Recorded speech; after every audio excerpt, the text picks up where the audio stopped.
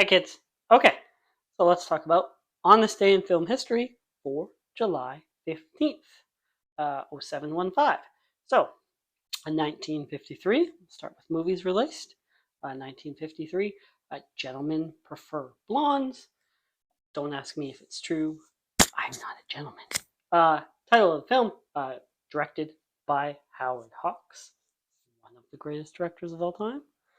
Allowed on this channel, starring Jane Russell and Marilyn Monroe. You might have heard of her.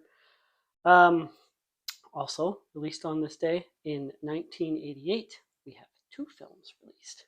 So, double feature from 1998-88. I'll tell you the two films. You tell me which one you think made more money. So, it's A Fish Called Wanda and Die Hard. First Die Hard. Die Hard, the original. So, Fish Called Wanda, directed by Charles Crichton, written by, I think, Charles Crichton and John Cleese, starring John Cleese, Jamie Lee Curtis, Chris Klein, Michael Palin. So, Fish Called Wanda had a $7.5 million budget. It made $188 million at the box office.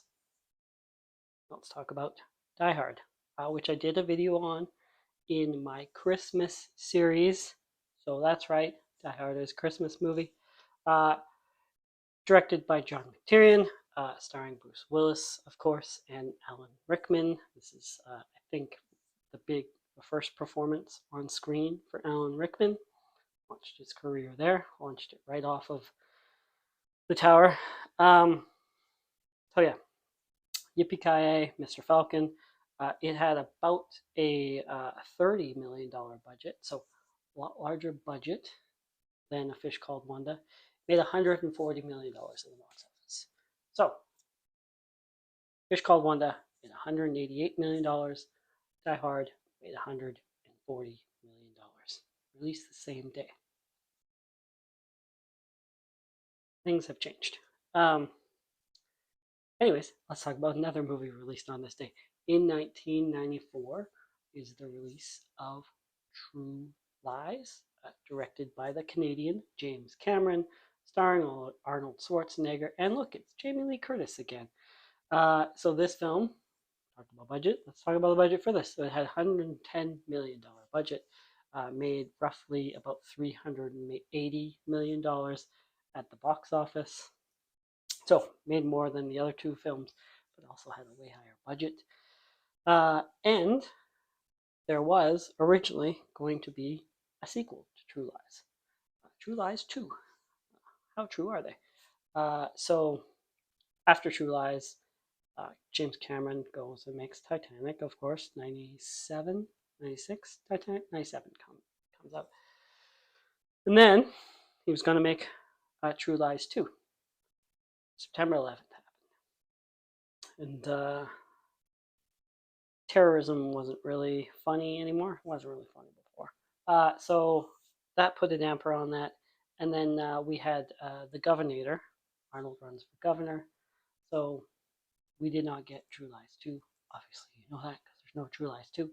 But I like to think that maybe in an alternate universe, we get True Lies 2 and then there's no Avatar.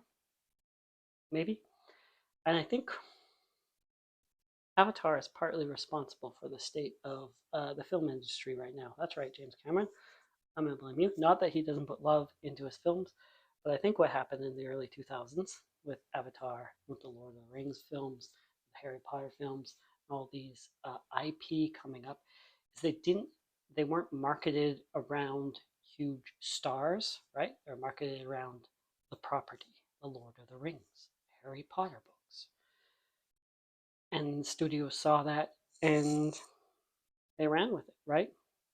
So if Quentin Tarantino is complaining there's no more movie stars, well, studios said, hey, we don't need any more movie stars. Maybe. I don't know. Just a theory. Comment. What do you think? All right. So, birthdays. 1925, the birth of D.A. Pennebaker. Fan here of Bob Dylan. Big fan. So, obviously, big fan of Don't Look Back. D.A. Pennebaker. Primarily documentary filmmaker. Also Monterey Pop. Amongst others. Influential documentary filmmaker. 1961 is the birth of Forrest Whitaker. His first on-screen performance is in Fast Times at Ridgemont High. That launches his career, or gets it started anyways. Also in The Last King of Scotland and Platoon and many others. Samurai Dog, is that what that film was called? Jim Jarmusch film. Anyways, and then let's talk about Martin Landau. So Martin Landau dies on July 15th, 2017. He was born in 1928, which means he was 89 years old. Martin Landau, primarily known for, depending on what generation you're from, right? He was on the Mission Impossible TV series. He was Roland Hand primarily. He's in North by Northwest. He's in Ed Wood. He is a student of the Lee Strasberg method acting. Started his career with at Strasberg with James Dean. Very close friends of James Dean. I think he says he was best friends with James Dean. And then in early parts of his career, he also taught acting. Reportedly, he taught Jack Nicholson. So there we go. That is it for July 15th. Thank you for watching. Like, subscribe. See you tomorrow.